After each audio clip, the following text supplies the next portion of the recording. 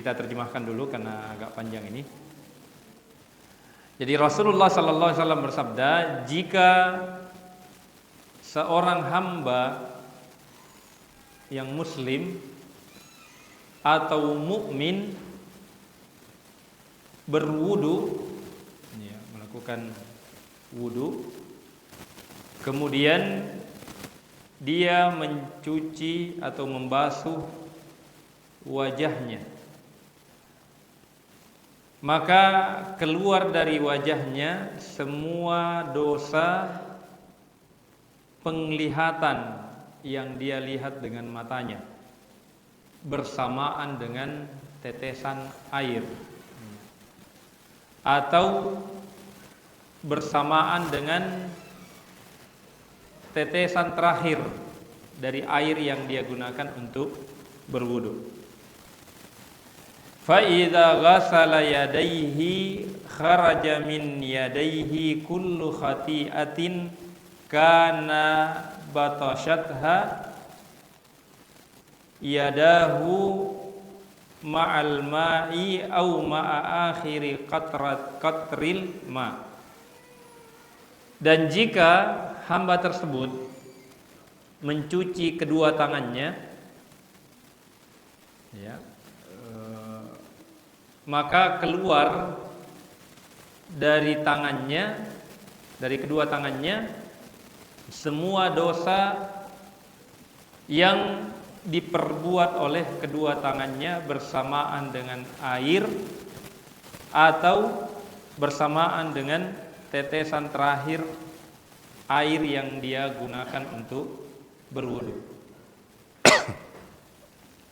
Fa idza ghasala rijlaihi kharajat kullu khati'atin masyatha rijlahu ma'al ma'i au ma'a akhiri qatril ma. Dan jika hamba tersebut, hamba yang muslim atau mukmin tersebut mencuci kedua kakinya, maka keluar semua dosa dari kakinya, ya, jadi keluar dari kakinya seluruh dosa yang, ya, yang langkah kakinya, ya. Jadi kaki yang melangkah pada perbuatan dosa akan keluar bersamaan dengan air atau tetesan terakhir dari air yang dia gunakan untuk berwudu, hatta yakhruja naqiyan minadz-dzunub, sampai atau hingga ketika dia selesai melaksanakan wudunya, dia keluar dalam keadaan bersih dari dosa-dosa. Rawahu Muslim, hadis ini diriwayatkan oleh Imam Muslim rahimahullahu taala.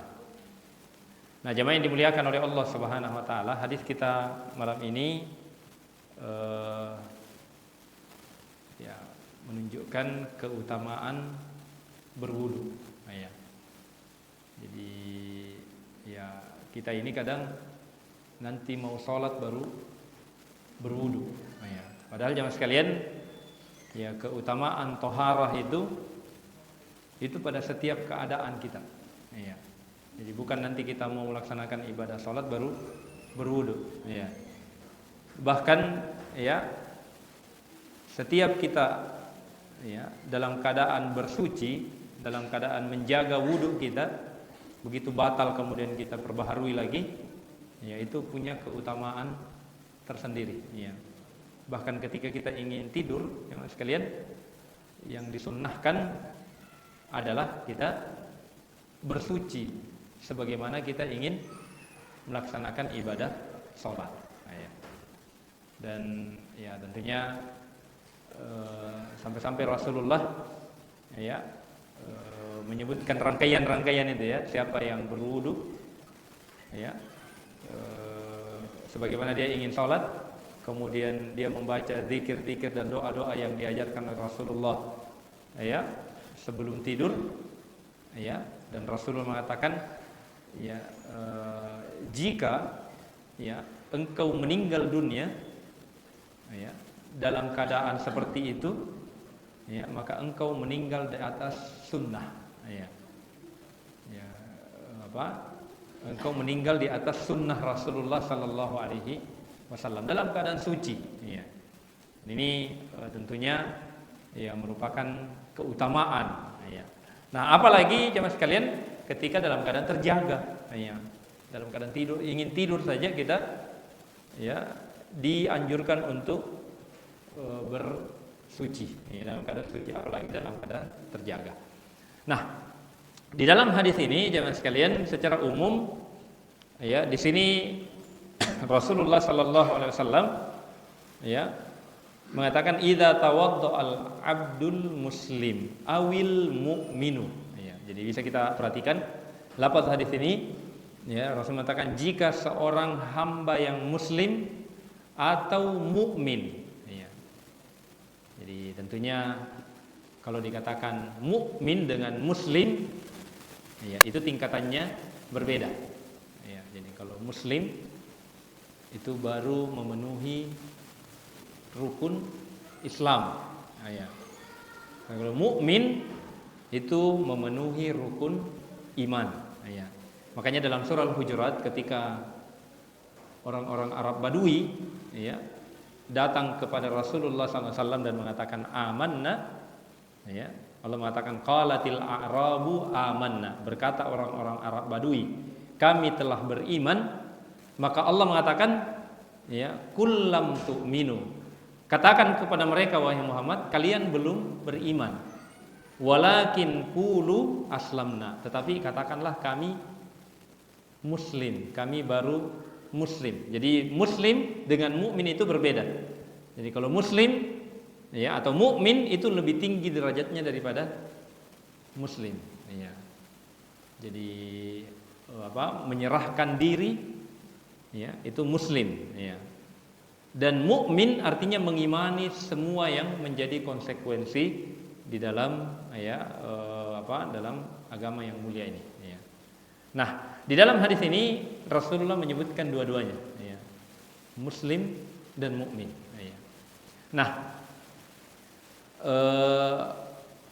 ada beberapa faedah di sini, ada dua, ya, disebutkan oleh penulis kitab Bahjatun Nazirin, ada dua faedah yang bisa kita petik dari hadis ini, ya. Jadi yang pertama kata penulis kitab Bahjatun Nazirin Syekh Abu Usama, ya, Salim bin Aid Al-Hilali hafizahullah ta'ala. Beliau mengatakan fiqhul hadis fadlul wudu'i wa annal muwadhabah alaihi wasilatun limaghfiratid dzunub. Hadis ini kata beliau menunjukkan keutamaan berwudu, ya. Jadi wudu ini jemaah sekalian, ya, adalah, ya, sarana untuk bersuci, ya, mengangkat hadas-hadas, ya. Jadi hadas kecil, ya, yang yang keluar dari tubuh kita itu dibersihkan dengan wudu, ya. Ada hadas besar, ya, itu dengan mandi, ya, dengan mandi janabah, ya. Jadi wudu ini, ya, itu kalau hadasnya kecil, ya. Jadi buang air kecil, buang air besar, buang angin, ya, itu dengan berwudu, ya. Jadi kadang juga, ya, tidak sengaja ada keluar darah dari tubuh kita karena luka, maka itu dicuci kemudian kita berwudu, ya. Atau kita terkena najis, ya. Di biasa kotoran, ya, kotoran apa yang biasa cica, ya, ya. Kotoran cica itu najis, ya.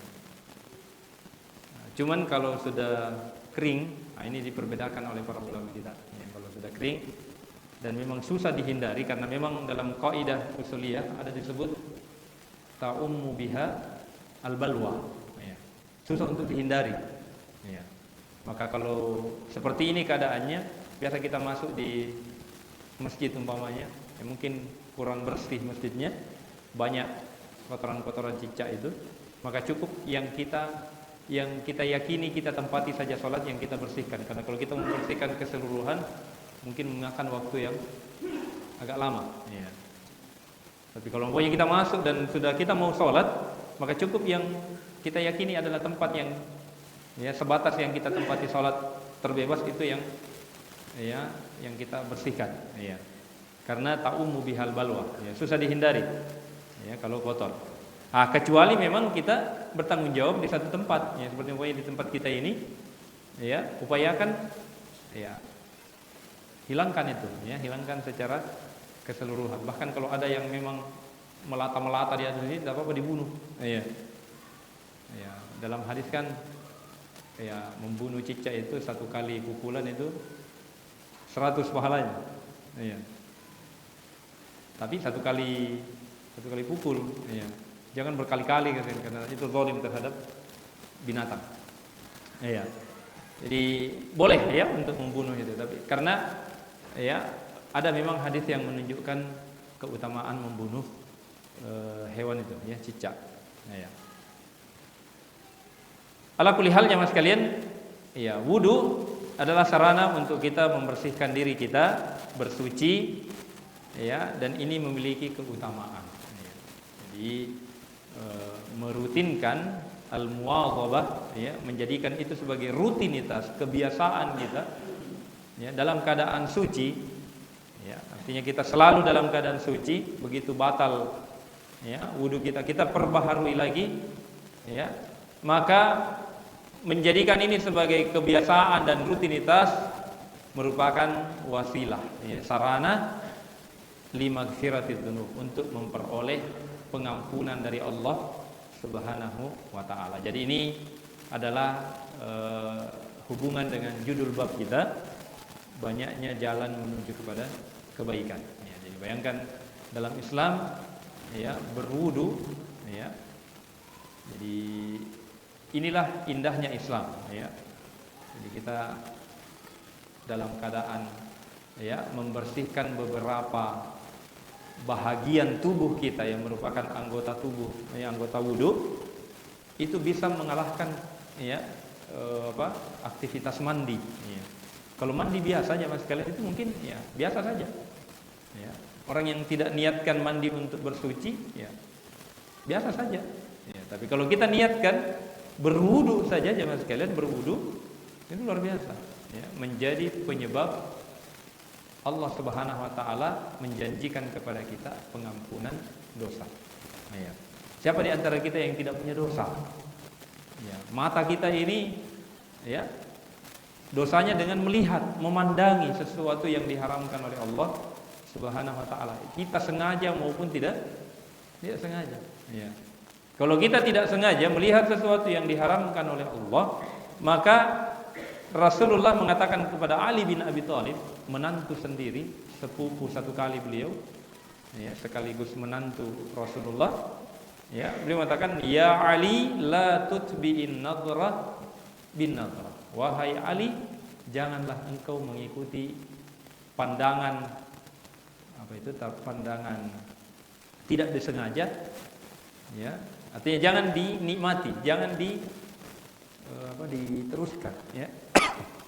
Jadi ketika tidak sengaja langsung palingkan, ya. Fa innalakal ula, Rasulullah, wahai Ali, pandangan pertama itu yang tidak disengaja itu masih diampuni, ya. Walaisa lakal ukhra, tapi kelanjutannya itu sudah dihitung, dicatat dosa, ya.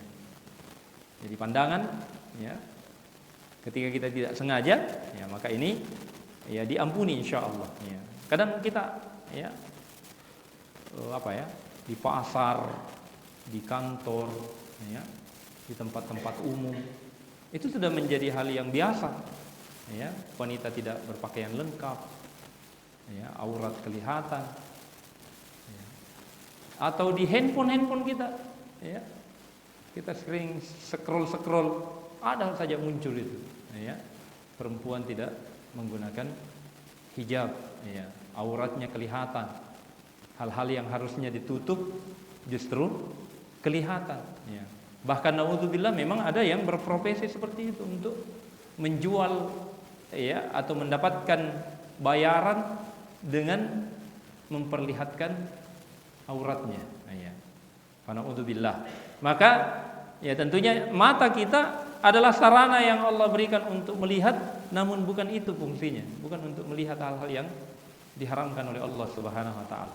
Nah, namun ketika kita sengaja, ya, kita sengaja itu tercatat sebagai dosa, ya, maka Allah menyiapkan sarana untuk menggugurkan dosa itu, yaitu dengan berwudu, ya. Ketika kita sampai pada membahas wajah, ya, maka kata Rasulullah di sini berjatuhan, ya, berjatuhan dosa-dosa penglihatan kita yang kita lihat dengan mata kita, ya. Ini bayangkan luar biasa, ya, keutamaannya, ya. Dan tentunya ya kita tahu diri kita, siapa diri kita yang tentunya yang sangat banyak berinteraksi dengan penglihatan itu, ya. Nah, kalau di zaman sahabat zaman sekalian, di zaman Rasulullah ada seorang sahabat yang bernama Sa'labah. Iya. Jadi apa yang kita pikirkan kalau dengar nama Sa'labah? Dai-dai biasa sampaikan Sa'labah itu yang kubur nikmat itu, ya. Ya, katanya tidak ada sarungnya kecuali satu. Jadi setiap selesai sholat langsung pulang karena sarungnya itu mau dipakai sama istrinya. Itu yang disampaikan oleh mubalik itu. Begitu dikasih kambing, kemudian dia ternak, dia menjadi kaya, tidak pernah ke masjid. Iya. Lupa. Ini katanya. Tapi ini ya disepakati oleh para ulama kita, ini hadisnya lemah. Iya. Nah, adapun Sa'labah jemaah sekalian, ya, itu kan dua, ya. Ada Sa'labah dua, ya. Ada Sa'labah bin Abdurrahman, ada Sa'labah bin Hatib, ya. Ini dua-duanya jemaah sekalian ikut perang Badar. Ya. Jadi bayangkan kalau kita buat-buatkan kisah ini, entah Sa'labah siapa yang dimaksud ini. Ya, apakah Sa'labah bin Abdurrahman atau Sa'labah bin Hatib? Yang jelas kedua-duanya ini adalah sahabat yang ikut perang Badar. Ya. Allah mengatakan kepada orang-orang yang ikut perang Badar, ya, qad tala'a ala ahli badrin, ya. Allah telah melihat hatinya orang-orang yang ikut perang Badar. Saking bersihnya hati mereka, Allah sampai-sampai mengatakan, lakukanlah apa yang kalian inginkan, Allah telah wajibkan surga bagi kalian. Artinya Allah tazkiyah, Allah berikan rekomendasi kepada sahabat yang ikut perang Badar itu tidak mungkin dengan sengaja berbuat dosa. Nah, ya. Apalagi kalau mau dibikinkan cerita-cerita dusta seperti yang jelas ada dalilnya itu adalah Qarun yang seperti itu, yang dari miskin sekali kemudian diuji, kemudian dia lupa. Ya, ketika dia kaya justru pamer dan ya menganggap bahwasanya apa yang dia dapatkan itu adalah karena kehebatan dirinya, bukan karena karunia dari Allah Subhanahu wa taala. Nah, ini ya jelas, ya, bahkan bukan cuma hadis, Al-Qur'an juga menceritakan hal yang seperti itu, ya. Adapun Sa'labah bin Abdurrahman, ya, disebutkan dalam riwayat ya Mas sekalian, ini persoalan melihat. Ya, Sa'labah bin Abdurrahman ini adalah ya satu ketika Rasulullah ada kebutuhan, ya. Rasulullah ada kebutuhan dan mengutus Sa'labah bin Abdurrahman ini ke tempat tersebut, ya. Artinya ada yang ingin diketahui oleh Rasulullah, maka diutuslah Sa'labah ini untuk mencari tahu kira-kira apa data apa yang bisa dia kumpulkan untuk disampaikan kepada Rasulullah sallallahu alaihi wasallam, ya. Maka Sa'labah bin Abdurrahman pun berangkat, ya, melakukan perjalanan ke tempat yang diperintahkan oleh Nabi.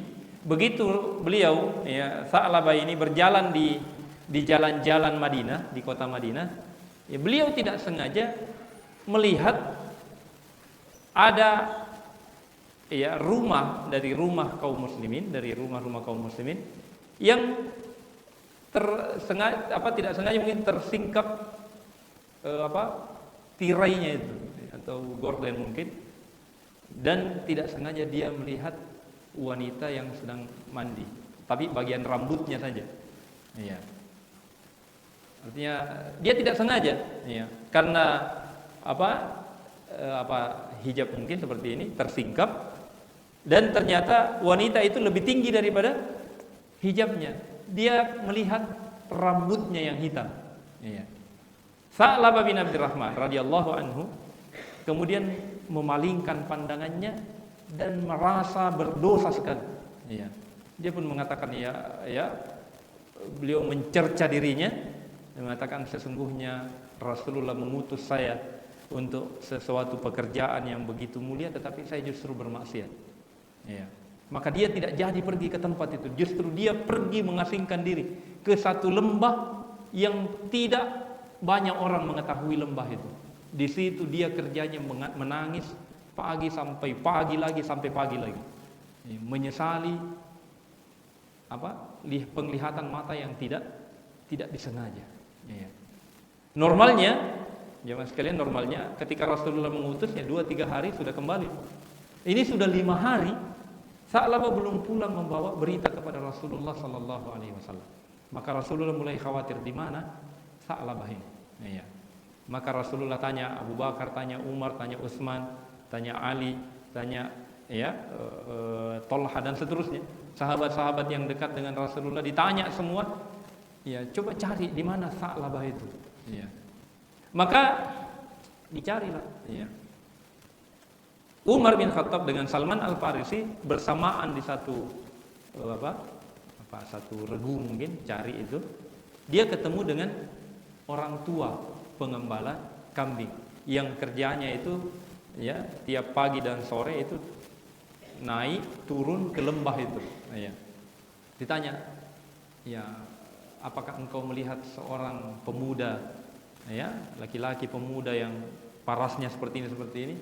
Maka orang tua ini mengatakan, saya tidak tahu, saya tidak lihat. Begitu didesak, lihat karena orangnya 2, 3, 4, 5 hari yang lalu lah, dia pergi lewat sini. Maka orang tua ini mengatakan, ka'annaka ta'ni rajulan bakka. Kemudian kemungkinan engkau itu mencari laki-laki yang tukang menangis. Tukang menangis. Maksudnya, saya dapati ada pemuda di bawah di lembah itu kerjanya menangis saja. Dari pagi sampai malam menangis saja. Saya tidak tahu apa urusannya, kenapa menangis di bawah itu. Maka Umar dengan Salman Al-Farisi pun mendatangi tempat tersebut, bersama salah satu sahabat, Hudzaifah ibnul Yaman, kalau tidak salah, dia ikut juga. Maka begitu mau dibawa pulang, Rasulullah mencarimu, Rasulullah mencari Anda. Tapi dia mengatakan, wahai Hudzaifah, Sa'labah mengatakan, wahai Hudzaifah, apakah Rasulullah menyebutkan nama saya dari deretan orang-orang munafik? Maka Hudzaifah mengatakan, tidak, saya tidak pernah mendengarkan namamu disebutkan dalam deretan orang-orang munafik. Karena Rasulullah itu kalau ada berita tentang orang-orang munafik, siapa-siapa saja orangnya, yang diberitahukan itu adalah Hudzaifah ibnul Yaman. Jadi semua data-data orang munafik itu ada di Hudzaifah ibnul Yaman. Makanya Sa'labah bertanya kepada Hudzaifah, wahai Hudzaifah, apakah engkau mendengarkan nama saya disebutkan oleh Nabi? Maka Hudzaifah mengatakan, ada apa? Kenapa engkau sampai bertanya seperti itu? Dijelaskanlah. Saya sesungguhnya diutus oleh Nabi untuk sesuatu urusan yang begitu mulia, tapi ternyata saya terjatuh dalam kesalahan. Bayangkan jemaah sekalian, tidak sengaja melihat aurat seorang wanita, tapi penyesalannya luar biasa. Sampai beliau pun diangkat, dibawa pulang menghadap Rasulullah sallallahu alaihi wasallam. Begitu beliau sampai di hadapan Rasulullah, Hudzaifah ini sudah sangat lemah karena beberapa hari sudah tidak makan, tidak makan, tidak minum. Maka Rasulullah pun mengangkat kepala Sa'labah ini ke pahanya Rasulullah sallallahu alaihi wasallam, ditidurkan. Tapi Sa'labah mengatakan, ya Rasulullah, anzil ra'san qadim tala abid-dzunub. Ya Rasulullah, turunkan kepala yang hina ini, yang penuh dengan dosa dari pahamu yang begitu mulia. Maka Rasulullah bertanya, apa sebenarnya yang terjadi? Diceritakanlah. Ya Rasulullah, engkau mengutus saya untuk melakukan satu kebaikan, mencari data, tapi ternyata apa yang saya dapatkan, apa yang saya lakukan di tengah jalan ternyata ya tidak sesuai. Ya. Akhirnya Rasulullah pun ya sebenarnya telah memberikan keringanan kepada beliau, itu tidak disengaja itu. Ya. Sesuatu bukan yang ya bukan bahwasanya memang itu yang engkau ya maksudkan. Ya. Cari-cari tahu. Ya. Jadi seperti ini hadis ini ketika disebutkan oleh para ulama kita itu disyarah ya ibarat handphone kita jemaah sekalian. Kalau apa ya biasa lewat-lewat itu ada perempuan tidak pakai jilbab, kalau langsung di skip dipindahkan ya itu kena hukum tadi ya, tidak disengaja. Tapi kalau sengaja memang dicari ya ada memang sengaja dicari itu di apa namanya diketik memang itu ya. Nah, itu tentunya yang disengaja ya. Maka Sa'labah pun mengatakan, ya Rasulullah, saya merasakan ya apa ya di dalam tubuh saya ini ada semacam apa ya langkah-langkah semut ya, ada langkah-langkah kecil seperti langkah-langkah semut antara tulang dan daging saya ya. Di dalam diri saya ini ada sesuatu yang apa itu ya. Maka Rasul mengatakan, ya Sa'labah, itu adalah kematian yang menghampirimu ya. Jadi ternyata Sa'labah meninggal dunia pada saat itu. Ya. Bayangkan ya sekalian betapa besarnya urusan yang kita mungkin di zaman ini kita anggap remeh yang seperti itu. Tapi di zaman Rasulullah para sahabat melihat itu adalah sesuatu yang membinasakan. Ya. Maka benarlah apa yang disebutkan oleh para ulama kita. Ya. Kadang kita hari ini menganggap sesuatu itu kecil, tapi di sisi orang-orang yang soleh terdahulu itu menganggap itu adalah sesuatu hal yang membinasakan. Ya. Dalam surah An-Nur Allah mengatakan wa tahsabunahu hayyinan wa huwa indallahi azim. Ya, kadang kalian menyangka sesuatu itu kecil, hina, ya, tidak ada nilainya di sisi Allah. Tapi di sisi Allah adalah sangat besar. Ya. Jadi ini jemaah sekalian persoalan mata. Ya. Rasulullah mengatakan semua anggota tubuh manusia itu ada bahagian dari zinanya. Ya. Zina mata dengan melihat. Ya. Zina otak kita dengan berangan-angan. Ya. Zina tangan dengan menyentuh, zina kaki dengan berjalan. Ya. Jadi semua punya bahagian dari dosa zina. Ya. Dan yang terakhir adalah hati kita ini membenarkan atau tidak, memberikan aba-aba atau tidak untuk melampiaskan semua itu. Ya. Jadi ya berhati-hatilah ya. Dan muaranya semua ini adalah penglihatan. Ya, mata kita ini ya punya bahagian yang besar dari menjerumuskan kita pada dosa-dosa yang dimurkai oleh Allah Subhanahu wa taala. Nah, keutamaan wudu jemaah sekalian, pandangan-pandangan yang kita tidak sengaja tadi atau mungkin kita sengaja dan kita menyesali setelahnya, itu bisa digugurkan semua dosa itu melalui basuhan wajah. Ya. Jadi membasuh wajah kita ketika kita berwudu. Ya. Begitu juga dengan yang lain. Tangan, ya, dosa tangan kita ini luar biasa. Ya, menyentuh yang bukan mahram, ya, berjabat tangan. Biasanya kalau ada pesta itu ya, ada acara keluarga. Kadang kita sudah mau jaga tapi keluarga kadang ya keluarga memang dianggapnya kita ini jangan terlalu serius kalau sama saya. Kan biasa seperti itu. Ya. Biasa kita dipeluk bahkan. Ya. Nah, dosa-dosa yang seperti ini jemaah sekalian karena kita tidak sengaja. Ya, atau mengambil sesuatu yang bukan milik kita.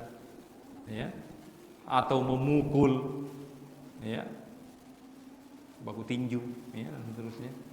Jadi idzal taqal muslimani bisayfaihima, ya, Rasul mengatakan ketika dua orang muslim ya berhadap-hadapan dengan dua pedangnya, fal qatilu wal maqtulu finnar, yang membunuh dan dibunuh sama-sama di neraka. Ya. Maka sahabat mengatakan, ya Rasulullah, kalau yang membunuh, ya kami terima. Ya, yang membunuh masuk neraka ya. Tapi yang dibunuh kasihan bagaimana?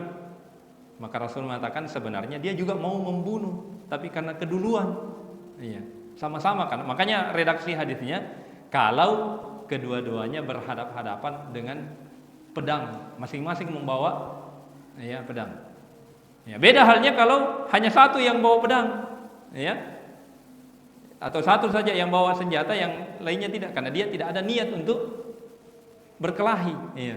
Maka ini beda, ya. Kalau kasusnya tadi yang Rasul sebutkan antara yang membunuh dan dibunuh sama-sama neraka, ya, itu karena kedua-duanya sudah sebenarnya memang siap untuk ya saling membunuh. Hanya saja yang dibunuh ya kena apes, ya.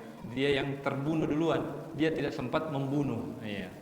Nah, inilah yang disebutkan oleh para ulama kita bahayanya niat, ya. Kalau kadang kita berniat sesuatu tidak kesampaian, justru kita juga kena ancamannya, ya. Tangan, begitu juga kaki, ya.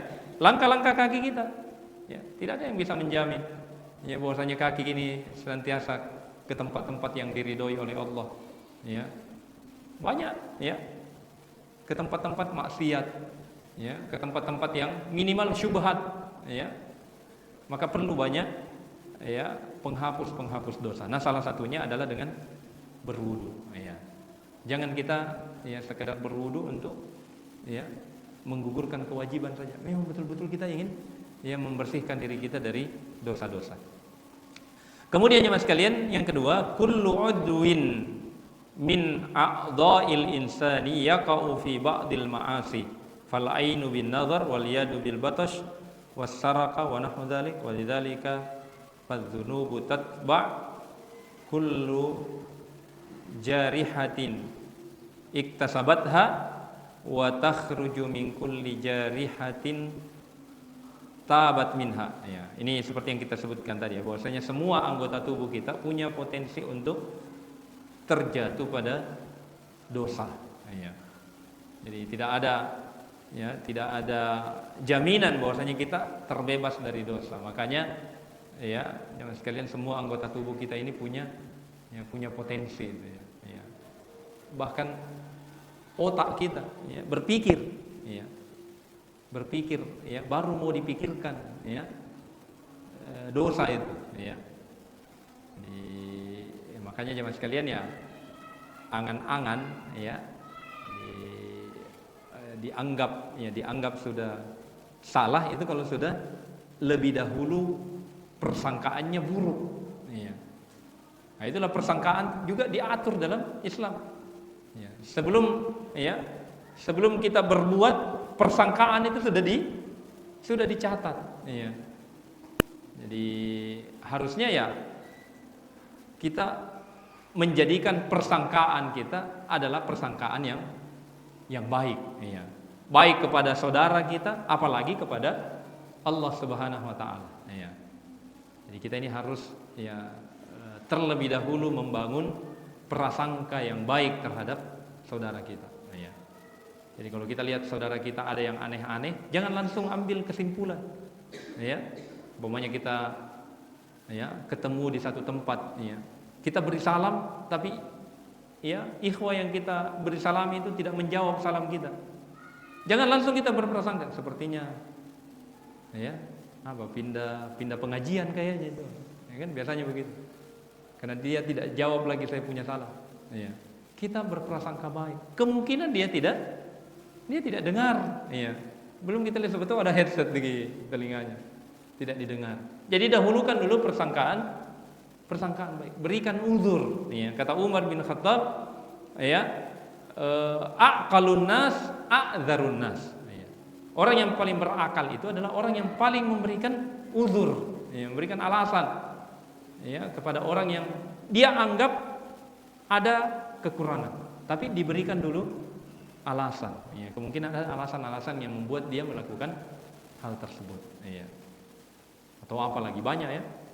Ya, kata para ulama kita, kalau kita ya dekat dengan saudara kita ternyata dia bau minuman, jangan langsung berpikir oh dia habis minum ini, ya.